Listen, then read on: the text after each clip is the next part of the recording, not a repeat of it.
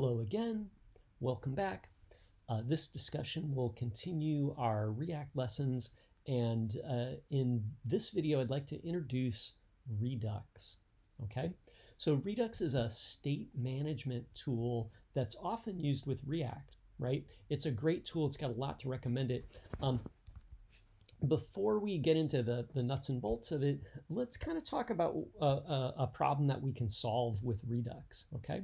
So what I'm looking at here is the product list that we did earlier. So we used React to, display a list of categories, and clicking the list of a category item here, we display categories in, or we display products in that category, right? And then we got some meta information about the inventory that we store, right? Okay, so that's looking pretty good. What if we wanted to add a shopping cart to this? So we want to track products that a user could add to the shopping cart and maybe display the shopping cart, right? So that's application state, right? What is in the cart, how many items, what do they cost, what's their ID and their name, right? And it's application state that can change, right? So, as our application runs and people work with the application, they might add or subtract things from the cart. They might clear the cart. They might, check out or do different things, right? And we need to store that, right? So, the way that our app is working right now, if I look at app.js, you can see that I've got 4 components here. So I have the header at the top here, I have the category list here, and then I have the product list down here, and then below that I have this inventory kind of metadata at the very bottom, right? If we wanted to use state, like the standard state, to hold on to the shopping cart, if we had a button in one of these products and it wanted to add something to the state, it would have to pass that information from the product component here up to the product list component here, and then finally up to app.js. And then app.js would have to handle any changes to the shopping cart and then pass the shopping cart information down to, say, like a shopping cart component, right? Like, I don't have this shopping cart component, but let's imagine that it's here, right? I'll comment that out, but imagine we had the shopping cart here, right?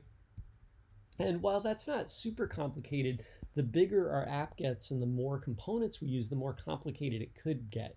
And when we modify the app or add other features, if we want to insert a component between some other components that are in our hierarchy here, then we kind of have a more complicated change to make, right?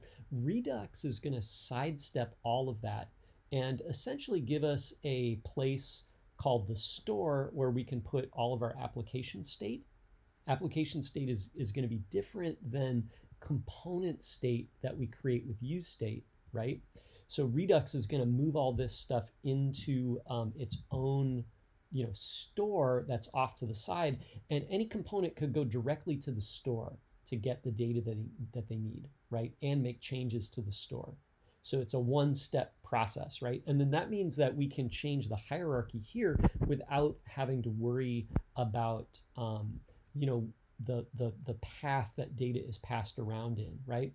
Also, since the store will be separate, it'll be a one task kind of area. Like we'll have like one place where all the data is stored rather than having the data stored in a component that's responsible for some other things, okay? So let's get started with this, right? And then we'll kind of review it and talk more about the details of it after we get it working, right? So how is it going to work, right? Well, the first thing is we need to import Redux, and we need to import React Redux, okay? So Redux is the library that manages the state, right? And it has some other things in it we'll talk about. And then React Redux is a tool that it's kind of like the glue that glues Redux to our React project. So Redux you can use without React, but with React Redux we can put the two together very easily, right? Okay, so what we're going to do is I'm going to go to my terminal here, and let me kind of reduce that a little bit, right? And I'm going to stop my app running there for a moment, and I'm going to import the following, right? So I'm going to say yarn add, and you could do npm install if you wanted, right? So I'm going to do yarn add Redux and React dash Redux. Okay, so yarn add Redux and React Redux. And then that'll take a moment there while it installs those things. Great. Okay, so we got that. And then you should see that in your package JSON, right? So if I go to package JSON here, I should see Redux here, and then I should see React Redux. Okay? So great. So now let's get started. Now Redux takes a little bit of setup, and this is like a lot of people don't like it because the setup. I think the setup, like once you understand it, it's not hard to do. Take some notes and write down the steps, you know, review it on the video, review it from the class notes, right? Because once you get the ideas down, it really pays off. Like anytime I build a project that's even mildly complex, like Redux is my first choice. It's totally worth it, okay? So let's get started. So Redux has a little bit of setup, okay? So the way that it works is you're going to create a set of actions, and actions determine changes that can be made to state, okay? So you can't change the application state unless you send an action, okay? So that sounds limiting, but actually it's really good because you can't make a mistake, right? It prevents you from changing state in the wrong way or not being able to change it in, you know, in some way that wasn't allowed. It also prevents it. It also like tells you exactly what's possible, right? So if you look at the actions, you can see like I can do these things with my state, right? And you can't do anything else, right? And if you, it also shows you like where those changes happen. So you go to actions if you want to create a new way to update your application state, right? So let's do that. I'm going to create a new folder in my source directory, and I'll call it actions. And in the actions folder, I'm going to make a new file called index.js. Okay? And in my index file here, I'm going to create an action. So my action is going to be called add to cart.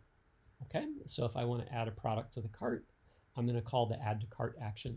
So I'll say, you know, export const add to cart. Okay? And an action is always a string. So I'll just make it add to cart as the string. Now this is actually the name of the action. We're going to use this in a couple places. So we could just use the string, but it's best practice that we make a variable, like a constant that we can use, right? So that way we're not repeating the string to prevent spelling errors and things like that, okay? We can also add a remove from cart action or some other things. We'll just start with one action and then we'll walk through the whole process again and add a new action, right? So next, every action has an action creator because the action itself is really an object, right? So what we want to do is instead of creating the object everywhere that needs it or everywhere you're going to use it, we're going to make a function that returns that object, and then that way we also prevent, you know, user errors, right? Like, or, you know, programmer errors where we misspell the object name or we don't include a property that's supposed to be there. So I'm going to say export const, and I'm going to make this action. I always do this. I give the action creator function the same name as the action, but just camel case. Okay, so add to cart is the string, add to cart is the function. Okay, so every action creator, that's this function here, should return an object with a type. Okay, so it'll be the same for every action, right? So this is actually kind of nice too. Redux is gonna, you know, organize our code so we always do it the same way. Okay, so I'm gonna set the type here, and this is gonna be add to cart. Okay, now in order for me to add a product to my shopping cart, I have to know which product that is. Now, all of our products have an index and an ID, right? So we could access them either way. I'm just going to do it by the by the index, right? So if I look at my JSON object here, this would be index 0, this would be index number 1. So I always know which product is what. I could use the ID also, right? But it'll be easier if we just use the index. So I'm going to use the index, okay? So that means when you call add to cart, we need to tell add to cart what the index of the product is. So I'll say index here, and anytime an action object, that's this thing, right, it always has a type, but if it has other information that you include with it, like if it was a login action, it might be type login, and then it would also include like your username and your password or something like that, right? In our case, we have a product that we want to add to the cart, and we're going to include the index of that product, right? So if you have extra data that you want to include with the action, you always put a payload object on there. So I'll say payload, and again, this payload is kind of a convention more than it has to be there, right? So it's everybody else does it this way, so we'll do it the same way. So I'm going to put payload, and index will be on my payload, right? And you could have as many properties on payload as you like, okay? So there we go, there's our action, right? And if we want to add another action, we would add another string and then another function below it, okay? So that's an action. Let's set up the reducer now, right? So, actions are sent to create changes to state. The actual change that's made is handled by the reducer, okay? So I'm going to add a new folder here called reducers. And in the reducers folder, I'm going to add an index.js file, okay? And then I'm going to add one more file here in the reducers folder, and this is going to be called, how about shopping cart reducer JS, okay? So I've got my shopping cart reducer, okay? So we can have multiple reducers for different types of state that we store. The index kind of aggregates all those together, and then the other reducer files are responsible for that one piece of state or that one area of state. So I'm just going to have one area of state here, that's my shopping cart, and then I'm going to load it up into this index reducer here. So let's go to the shopping cart reducer, and in here what we're going to do is we're going to import our action. So I'm going to just say import from ... actions, and this will get the index file, and I'm going to import the add to cart action. So I want the string here, okay? So I'm going to get the uppercase one. I want the constant, okay? Next, I'm going to create a function here. So I'll say const, actually we can just export this too, so I'll just say export default, and let's say shopping cart reducer equals a function. Okay, so there's my function, I'm exporting it. So this function is always going to receive your state and an action, right? So this action right here is going to be the object that's returned from one of these action creator functions, right?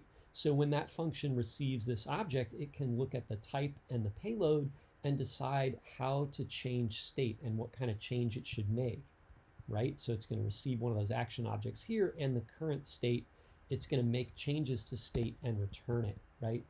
And return the new state. So I know this is kind of a lot right now, so we'll go over it. Like, we're going to go through the whole process, and then we'll go back to the top and do it all again, right? And through repetition, you'll get this, right? So let's finish setting up this reducer, and then we'll continue in the next video to keep the videos a manageable size, right? So one more thing, right? The reducer is responsible for keeping track of state. Wait. It says shopping cart reducer is not defined. I feel like I'm defining it here. well, anyway, we'll get back to that, right? So the reducer here is responsible for the setting the default value for state. So let's imagine that in our case, state is an array of items that are in the shopping cart, right? So what I'll do is I'll put a default value here. So state will be an empty array, okay? And what we're going to do is we're going to put a switch case in here like this. And then inside the switch case, we're going to say action.type. So remember, every action object has a type, and we're going to match that type up to a case. So I'm going to match it up to add to cart. So if the type matches this, we're going to make a change to state, for this, like this change, right?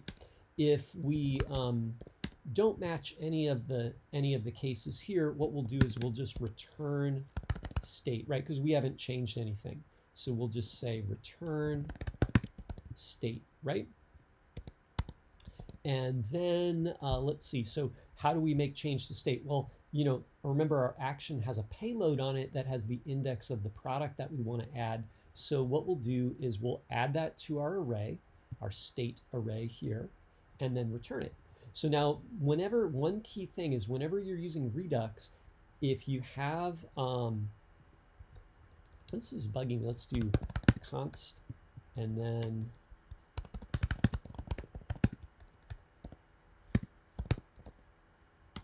there we go. Okay, so that'll get rid of that, right? So whenever you have state, you have to create a copy of state. So if state is a string or a number and you change it, that's okay because it's always a new value. But if you have an array or an object as state, which you often will, you have to make a copy and return a copy. So the rule is that a reducer always has to return new state if it modifies state. So in my case here, if I want to add a new item to state here, what I'm going to do is I'm going to return it. So I'll make a new array, and then I'll use the spread operator or the rest, sometimes they call it the rest operator. So I'll say, I'll use it to copy state into my new array, and I'll put a comma here and then say action dot payload dot index, and I'll add the index to my array. So, in the end, my array is just going to look something like this. It'll be like product number 0, I have in the cart product number 3 and product number 5, okay? So my array, this is going to get a little more complicated later, but for right now, we'll just start by adding products to the array by their index. Now, astute watchers are going to realize that actually I can't, like if I had more than one of this product 0 in my array, this won't be able to support it, right? I guess I could do this, right, and that, and have 3 of those in there, but probably in the end we'll actually have to replace this with an object that has a quantity and an index in it, right? But we're going to tackle that later, okay? So anyway, so this should set up our reducer and our action. Let me do one thing here just so we can get these guys side by side. So I'm going to go get my actions here, and just so we get what's going on here, right? If I look at the actions, you'll see that the action here is going to be this object, right? So that means when I say action.type, then I'm going to get the value that you have here, which should be this string. And when I say action.payload.index, that's going to be the index that you got here, which when you called add to cart, you're going to pass in the index to say which, the index of which product you want to load, okay? So that's kind of how these two things relate, action and reducer, okay? So anyway, so I'll see you in the next video and we'll continue from there.